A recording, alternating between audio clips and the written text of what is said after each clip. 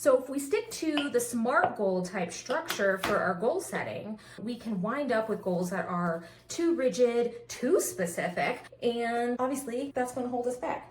Hey friends, trying something totally wild today. I had really good intentions to make some space this morning to film, and of course now I only have not that long before I start client calls for the day, so I don't know if I'll get a chance to film this video later, and I really just want to get it done. Let me know what you think about this style of sort of getting ready with me. I don't know, people do it all the time. They're putting makeup on and telling you like life wisdom and whatnot. Anyway, so today I just want to talk a little bit about how we can set better goals when we have ADHD. Setting goals and maintaining those goals can be a bit overwhelming, and I don't want that for us. Goals is one of my big things, and I could talk about this for a long time, but I want to give you a sort of simple framework, I guess, that you can use to approach goal setting. So if you're an ADHDer who struggles with setting goals and maintaining those goals, this one's for you.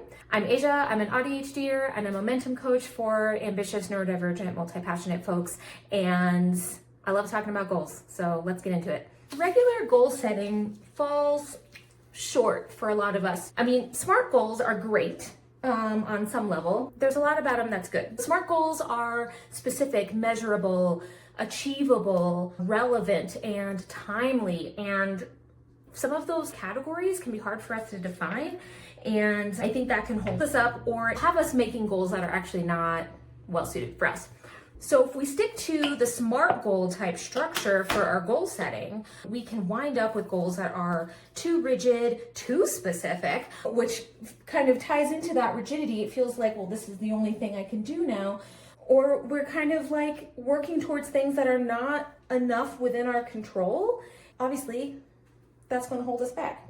The other thing around using SMART goals is we can struggle with identifying if something is realistic or achievable. We're not great at time management, so kind of having a sense of how long something's going to take us or how much time to give us to meet the goal is not really something that we are great at figuring out. Y'all, I'm not a makeup queen, so don't come at me. Ultimately, what do we need? We need goals that are interesting enough to keep us engaged, that are challenging enough to keep things interesting, and that have enough novelty and flexibility built in that will actually work with the way our brains work and the way that we tend to move through the world. So if you remember in probably elementary school, the 5 W's and 1 H. So that's who, what, when, where, why, and how. And I think it can be a really great tool for us to use for exploring our goals. So the who is like,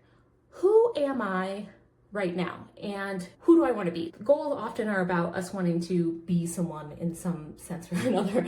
How do I want to show up? How do I want to be seen? And then what? So what is, what do I know? What do we actually already know about the coming year or the next few months, or whenever we're kind of incorporating the work towards the goal? What do we already know is in place? Do we have travel plans? Do we have big work projects? Are the kids about to have really involved after school stuff? What are the things that might get in the way? And what are the things that we need to plan around? Okay, I'm back. I have a little breather before I carry on with the rest of the workday. The what is really just about identifying what are the facts that I know about my life in the short term, medium term, long term, especially as it relates to some of the things that I'm thinking about when it comes to the goals that I have in mind. The third W is when. Now that we have the facts, now we know a bit more about how we want to show up and who we want to be. When is like, when am I able to do this? I didn't talk about the different kinds of goals, but there's like performance goals, outcome goals, and process goals. And I think process goals are really well suited for us with ADHD because they're really about developing consistency. And the thing about process goals is they allow us a lot more flexibility and they're easier to get back into. If life has happened and we haven't been as consistent as we want, we can just pick it back up tomorrow. Maybe one of my process goals is to do 5 workouts a week. But I know I'm gonna have a really busy month with work and other things going on in life. And so I'm probably not gonna hit 5 workouts every week, but I probably can do a couple of shorter workouts. What we already know gives us an opportunity to be objective instead of impulsive, instead of reactive, because we can paint more of that picture of what's actually going on and how is that going to impact me? How are some of the facts of my life potentially going to get in the way? And what can I do now to prepare for those obstacles? So the when am I able to do this is partially taking into account what's happening this week, this month, this year.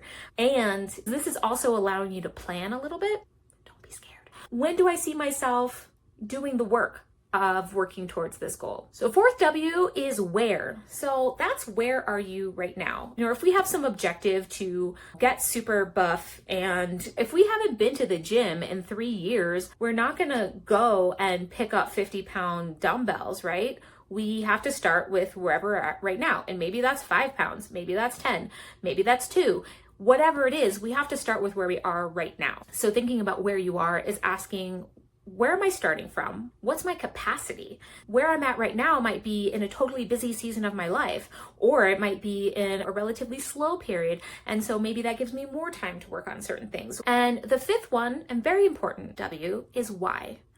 Why is this goal, this vision, this objective, this intention, why is it important to you right now? Identifying your why is really dialing in that intention and thinking about why you want this in your life, why you want to be putting this effort in, because that's the thing that you're going to have to come back to at a certain point. When you feel discouraged, when you get distracted, having known your why in advance is going to allow you to pivot in a way that keeps you aligned with that original why. So dialing in the why. Why is this important? Why is this meaningful? And then the 1H, that is how. How will you start? How will you stay consistent? How will you stay accountable? How will you remember that this is a thing that you want to do, that this is important to you?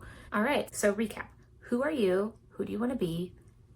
How do you want to show up? What do you know?